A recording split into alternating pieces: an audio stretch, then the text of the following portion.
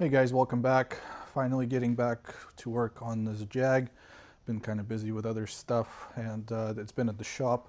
Finally got all the parts back and painted. I got it on the lift. Just started putting the bumper back together. That's always fun because I didn't take it apart, so it was a little hard to figure out where all the bolts go and everything. You can kind of see the Jags on the lift there. And I got all my other parts here. Got everything kind of situated. Pretty much everything's here ready to go. Everything came out nice. This is the bumper that's all been repaired. It looks good. And we've got the side skirt that was painted and repaired. Got the fender, and then we have the inner fender and some miscellaneous stuff there.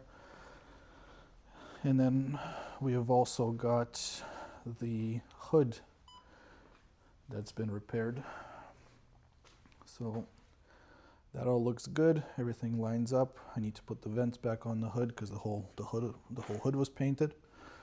But one unfortunate thing I found is once I put this car on the lift, and I kind of noticed it when I was driving it, the steering wheel felt a little notchy. It felt a little weird. And then I had to look underneath and I found that the steering rack's actually broken. It's cracked right in half.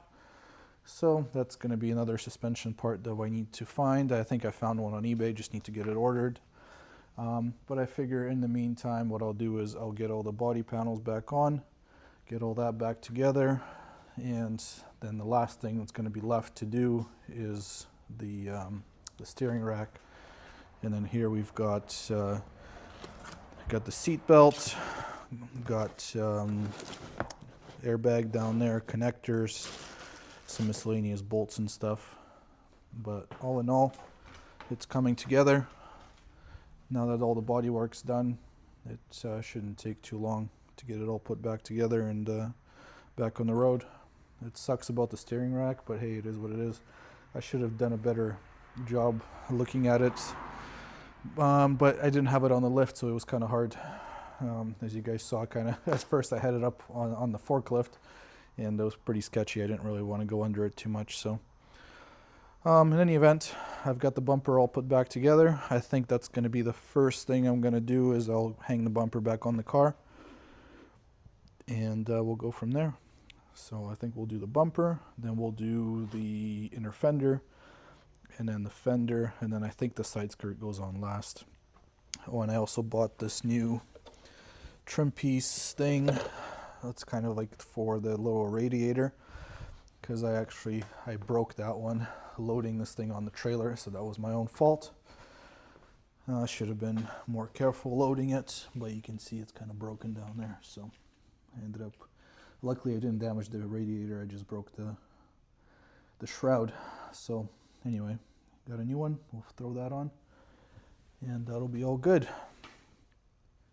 So let's get going, let's get this bumper back on. Not sure how much time I'll have today.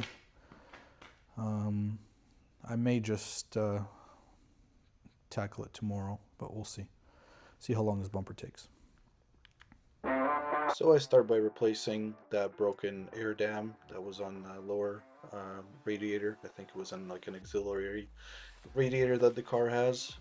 So I went ahead and removed the broken piece, and then I worked on reinstalling the new one. I blew all the debris out of there, got the new one on.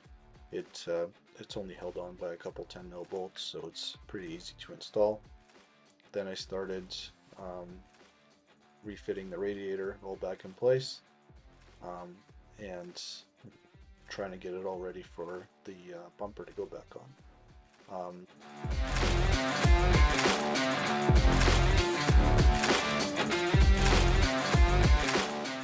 Now just getting the bumper test fitted on, making sure I'm not missing anything. Found I was missing a couple little clips and bolts, but quickly got those on, and then I was able to get the bumper hung back on the car. Everything fit up just like it was, just like it came from there, and no issues rebolting the bumper back on. The fitment was pretty good. Um, had to try to match up all the hardware to try to remember where it all came from. There was about 6 different types of bolts holding the bumper on. It had a ton of bolts. But eventually I was able to get all the bolts back in, get the bumper secured on the car, and everything was happy.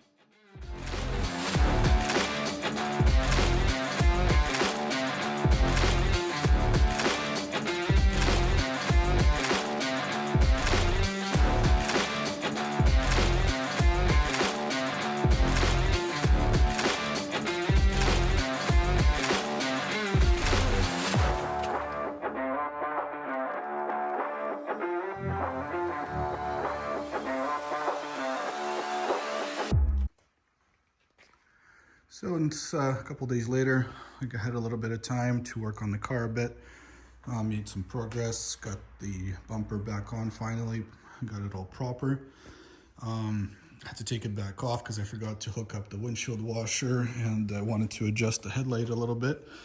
I found there was a bracket actually that was broken on the headlight on the inside here. You can't see it now because I got the wheel well liner in, but anyway, I fixed that bracket, glued it all back up. So that's all fine. Got the side skirt back on, got the fender on. So obviously the wheel well liner is in. All the suspension, that's all done. You can see the new sway bar link there. So this is all pretty much complete. So the only thing that's left is now I'm waiting for my replacement steering rack to show up, because that one is busted right there. I don't know if you can see it, but trust me, it's broken. So once that shows up, that'll be all done there. And then the only thing that's left is to put the steering wheel airbag on and the seat belt. So you can see I'm still missing the airbag there. But that's easy stuff. And I think maybe for now, while I have it up on the lift, I'll swap out the front diff fluid. I'll just drain what's in there and put this liter back in there. I think it holds about 1 liter, so just in case it lost some when the axle was out. I don't know if it did or didn't, but I think I'll just rather be safe. And I already bought the oil anyway, so that's that. And yeah, so pretty much the last thing left is the steering rack and a couple pieces inside, and else this car will be done. I can get inspected and back on the road. Well, welcome back. Finally getting back on the Jag here again. This thing's almost done, so I think today what I want to get accomplished is I want to put the airbag back in. I need to replace the connectors on the clock spring on the steering wheel and put the seat belt back in. I think what I'm going to do is I'm actually want to pull the seats out, and I want to vacuum underneath and stuff, clean it up, because the car is pretty filthy, and I do want it to be clean inside and outside, and then maybe even give it a wash on the outside. But here you can see the car is all done on the outside anyway. But here I'll try to show you guys. There we go. Spin it around a bit for you here so you can see the bumpers on. The hood's all on and aligned. Got the side all put back together here. Fenders on, wheels on, everything. So pretty much the only thing left as far as the suspension goes, like I mentioned before, is the steering rack, which I've ordered and it's coming.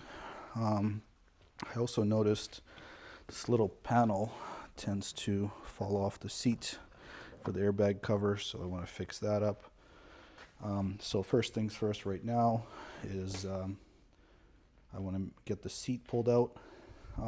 I might actually do the connectors on the steering wheel first and maybe do the airbag and then pull the seat out, but in any event, I just want to make sure the connectors and everything all work before I start disconnecting other stuff. But Maybe I'll actually do it the other way. I'll pull the seats out, do the seat belt, clean it up, put it all back in, and then do the steering wheel airbag last, and then scan the codes, clear everything, and make sure the airbag light goes away. So let's give that a go. And hopefully get it all finished up as far as the inside goes today. So here I started working on replacing the wiring for the airbag connectors. I started by cutting off the old melted ones and then stripping the wiring back. The new connectors I got off, I believe I got them off eBay. They weren't very expensive. They were maybe about $20 or $30. They came with their own little heat shrink, their own crimps, so I was able to use all that, and I was able to get the airbag all connected up, and it all seemed to clip back in just like it was original. I was then able to get the computer connected and start working on making sure I could clear all the codes. It takes a little while for the computer to connect. It's just a Chinese replica of a Jaguar VCI that I use, but I got it all working. So just working on clearing the codes. You can see there's RCM codes for the airbag and the seat belt. So hopefully those go away. There's some other random, like invalid data received codes, but I mean it's a Jag. I don't think I've ever scanned one that didn't have random weird codes on it. Everything seems to work. Everything except that you get this message, that SOS limited functionality thing. But I don't know if that's because there is no SIM card in the car. I think there's supposed to be a SIM card in there, which there is one there actually, but I don't know if it works or not. But otherwise, let's see what happens here after it finishes reading the codes again. I'm hoping that my wiring job there on the airbag was correct and we don't get any weird codes back. Might need to reconnect to the car again. This Chinese knockoff module sometimes doesn't connect properly. So let me reconnect and we'll see what happens. All right, got it to reconnect finally, and no codes in the airbag module. No airbag light on. So maybe let's see what this telematics plus minus thing's all about. I don't know if that's even has anything to do with anything. And then the other one's a high-speed CAD communication bus, a live sequence counter, not correct, not updated. So I don't know if that really matters, if that makes any difference. But maybe I'll do some research into this telematics thing, see if that's, maybe it's just unplugged or something, who knows. But all in all, at least the airbag light went off, so that's good. So looks like everything's happy for the most part.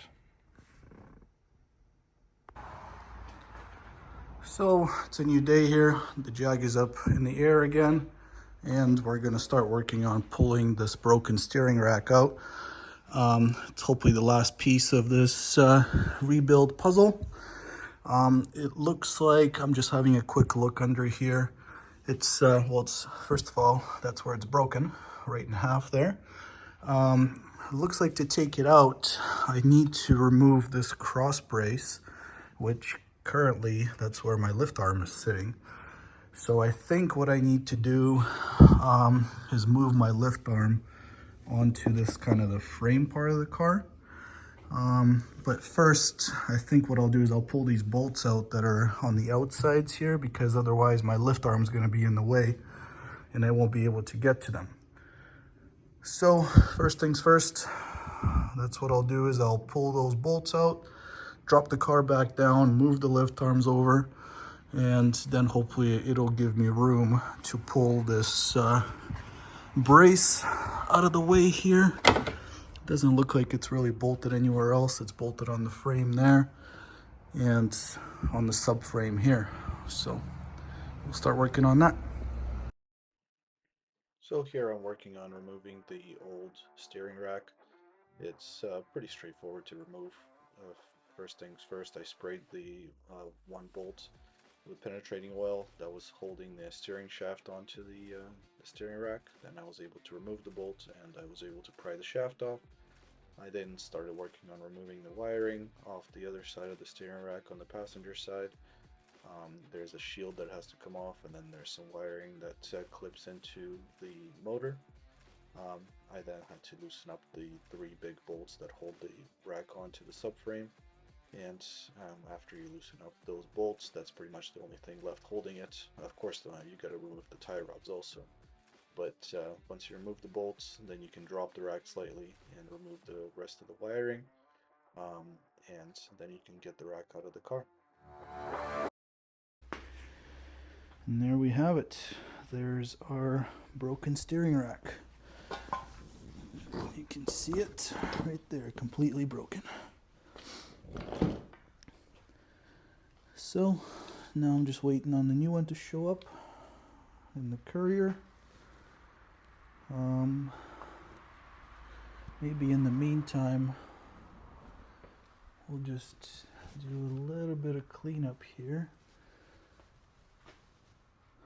Just clean up all this grease that I couldn't get to before. But otherwise, everything else looks fine. Yeah, just a bit of grease here and there. Thankfully, doesn't appear to be any other damage. I guess these subframes, they're the same for left-hand drive and right-hand drive cars. You can see that on the left-hand drive car, that's where the rack bolts with that big bolt, and on the right-hand drive car, it would bolt right here. So anyway, that's where we're at now. I also ordered a new wheel well liner for the driver's side, because you can see this one's seen better days. It's broken here, and also when I drove the car the first time, I didn't have the bumper on, so it rubbed through right here, and I'm not a big fan of that. So the new one's in at the dealer, so maybe I'll go pick that up right now, and by that point the steering rack should also be there, and we'll be able to put it back together. Well, I decided to quickly take the tie rods off just to check if they're okay. The outer one seems to be okay. I compared it to the other side, doesn't appear to be bent or cracked in any way. The inner one, on the other hand, I don't know if you can see on camera, but she's definitely bent. So I don't think my new steering rack came with inner tie rods. It's hard to tell from the photo, but I think I'd rather be safe than sorry and just get a new one. I'm gonna call Jag and see if they have any. I think aftermarket ones are fairly cheap, so I might just go that route and get an aftermarket one. I think I've seen them on Rock Auto, they're like 20 bucks. So anyway, just gonna be another thing for me to replace on this, but good thing I checked. Just pulled it off the rack, had to put it in the vise there. I don't know if you can see, but that was the only way for me to get the thing off. But yeah, that's where we're at now. Well, a bit of unfortunate news from my latest eBay purchase. Ended up receiving what I ordered. Well, not actually what I ordered. Here's what they had in their listing in eBay, on the eBay listing. Here's a photo. They just sent me the motor, which I actually don't need. Here's my motor. It's actually in better shape than that one. And yeah, so now I've got a motor I don't need and no rack. So now I'm on the hunt again for a new steering rack. There's a couple that I found. They're fairly expensive. I think one's like $1,200. But at least that one comes complete with both tie rods. I went to Jag to inquire about the tie rod situation. They didn't have any in stock, and they want like 300 Canadian dollars or like 250 on my account for this inner tie rod. I found them aftermarket ones, and they're about 60 bucks Canadian. But that's kind of a moot point at the moment since I don't have a rack. So now the project is back on hold again until I find another rack. So that's where we're at the moment. So we've had a bit of a setback here working on the Jag. As you can see, I had to take off my whole pretty much front suspension again. Got it all on the ground there because I had to get the CV shaft back out. After I drove the car around the block, I noticed there was a bit of grease on the CV shaft. And I don't know if you can see that, but the boot is split right there. So unfortunately, I didn't notice that when I got the shaft from eBay. So now it's a bit of a headache to replace this boot because pretty much this whole contraption has to come apart. So we got to take this clamp off, which it's like a one-piece clamp that they use, looks like. So we'll have to carefully cut it without damaging this boot because I don't have another one. And then we get the rest of this stuff off, and then it separates here. Then we can slide this boot off. Then we got to take these clamps off, and then slide the boot off this way. And then I've got a new replacement boot that we're going to be putting on. So first things first, need to cut this clamp somehow, carefully, and not damage it. I mean, I don't care about the clamp, I just don't want to damage the boot. So let's start working on that. So first things first, I was actually able to get the clamp pretty easily. I just kind of pried under there with the screwdriver to try to get it to separate at this joint right here, and I was able to get it off. Didn't damage the boot, so we're off to a good start here. All right, so after a bit of persuasion, I was able to get this piece to separate. This one just kind of sits on there. You've got these bearings that are press fit onto here. They're pretty, they just press on. They're pretty tight fit, but they go on. So, and you kind of need to use this shaft as kind of like a slide hammer, and you essentially just need to get them to clear the end here. And once you get them out of the end, then you can just take them off. And then there's a snap ring here on the end that you just use a screwdriver, pull that off. And now we might have to tap this end piece off here. Might need a little bit of persuasion. Probably want to use a punch or a chisel of some sort and hit it down here so you don't damage these surfaces where the bearings ride. So I'll take this off, and then we'll move on to getting the boots off. Okay, so I ended up actually having to put the thing in my press. You can see it there. So I could push the shaft down and get this thing to budge, because I couldn't get it to move with a hammer. But once the press kind of got it moving, then I was able to knock the rest of it off. So anyway, now we can get this inner boot off, and then we can start working on the outer boot. Okay, so we've got the boot off now. I was able to get the clamps off, got the old ripped boot, got the new one here, and it comes with this bag of grease. It comes actually with a new clip, I guess if you lose your old one.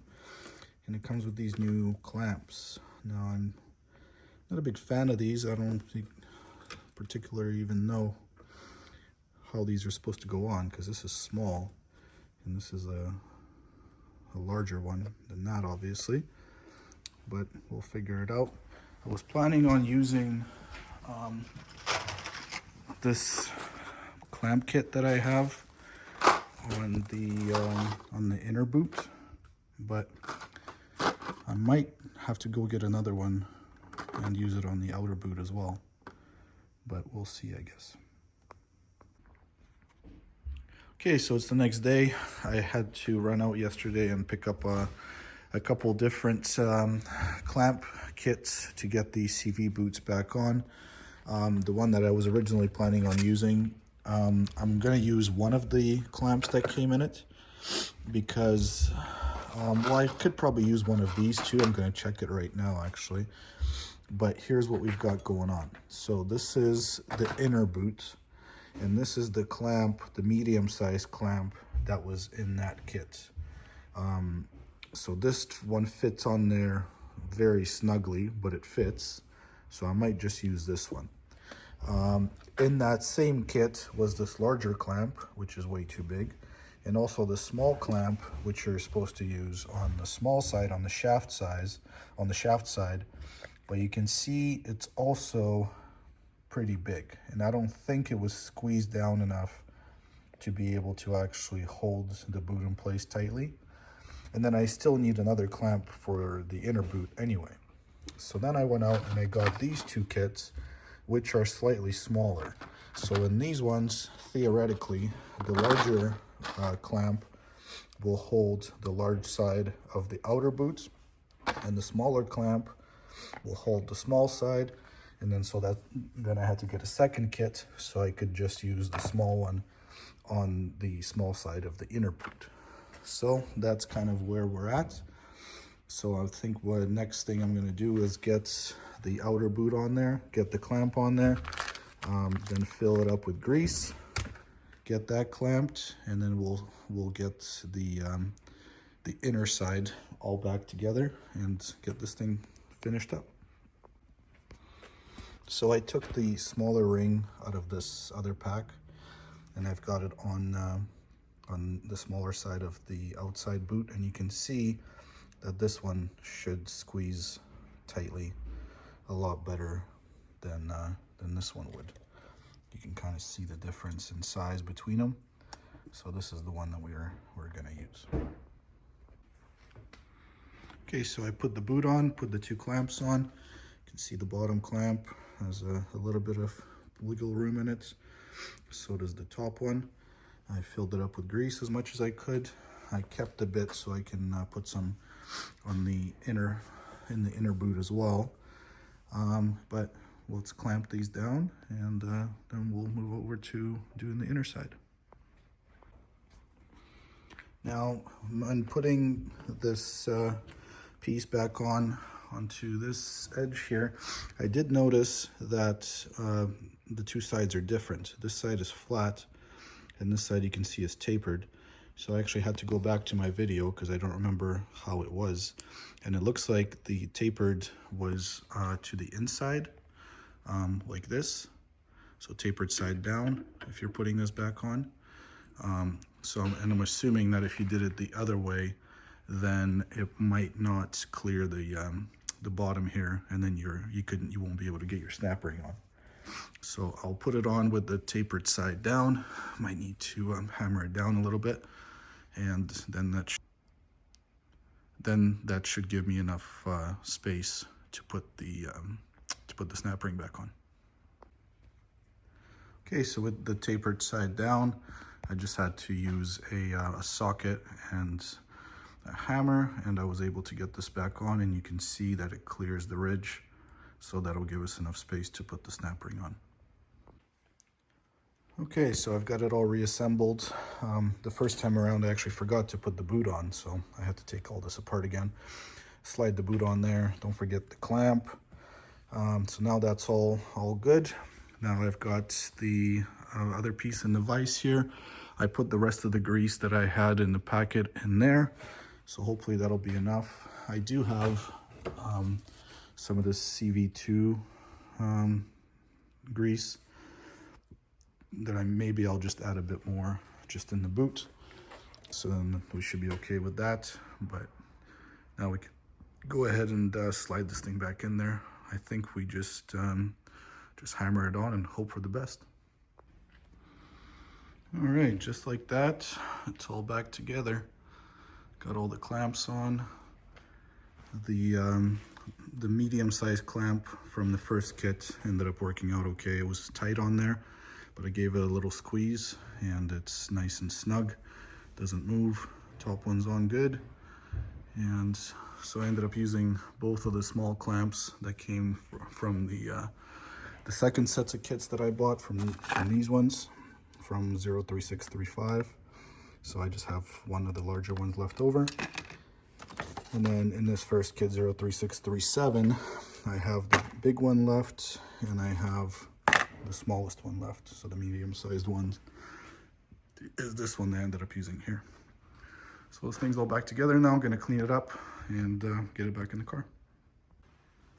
So while I have all this apart, I actually noticed that this little, I don't know if you can see very well in here, but there is a this support, I think it's called a carrier or something along those lines, where the drive shaft goes in, and it's actually broken. Can't really see all that well, but if you take a look, the one bolt there, you can see the metal is broken. And over here, looking from the front, if you look in there, I can't really show you guys, but anyway, this thing's broken. There's 3 bolts holding it in place. And I managed to find another one on eBay. I only got it for like 50 bucks. I think they're all the same. The one I got came with like an XE or something like that. So anyway, before I put all this back together, I need to replace that piece. So I think it's just those 3 bolts holding it. So we'll pull those bolts out and hopefully it comes out okay. It doesn't look like it should get stuck on anything, but we'll find out. So here are the 2 pieces side by side, and you can see that 2 of the 3 mounts on this one are broken off. And this is a replacement piece, pretty straightforward. It's actually a good thing. I still have my steering rack out, which should actually, my new one should be coming tomorrow, because the only way to get this piece in and out is through this hole, and that's where the steering rack typically sits. So let's put this piece back in, and then we can put all this back together. And then the last piece of the puzzle, hopefully, will be the proper steering rack.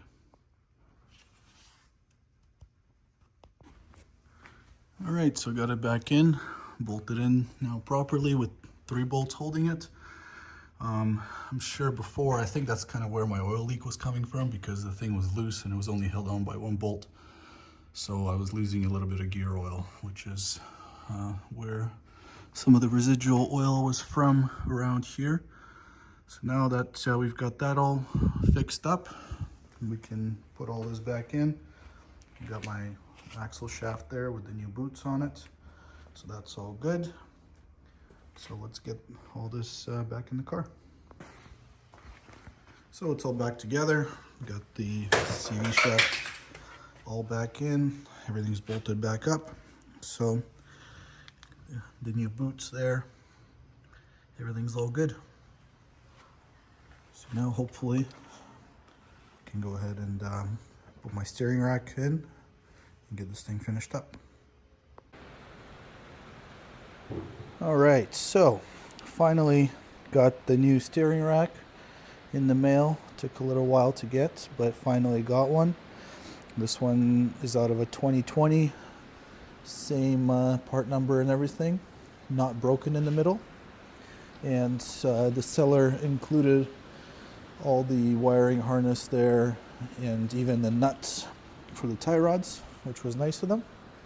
So now we can go ahead and pull this broken one back out. I had to put it back in because I needed it to be connected to the car, because without it connected, the car was freaking out, throwing all sorts of codes and stuff. So anyway, now that we've got the new one, we can pull this one out, put the new one in, and hopefully that'll be the last piece of the puzzle to get this car back on the road.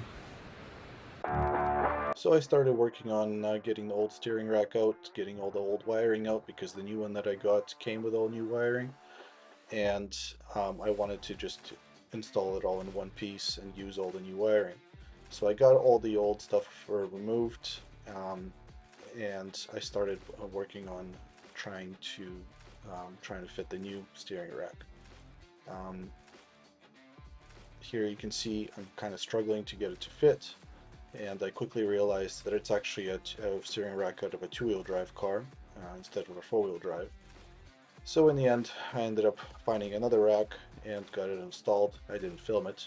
Here you see some shots of the car already finished, and I was able to get the car in. Got it loaded up in the trailer. You can see there, that's when I took it for inspection, and the car is now finished and back on the road. So thanks for watching this rebuild series, and if you guys have any questions or comments, post them down below. Like and subscribe, and more content is coming.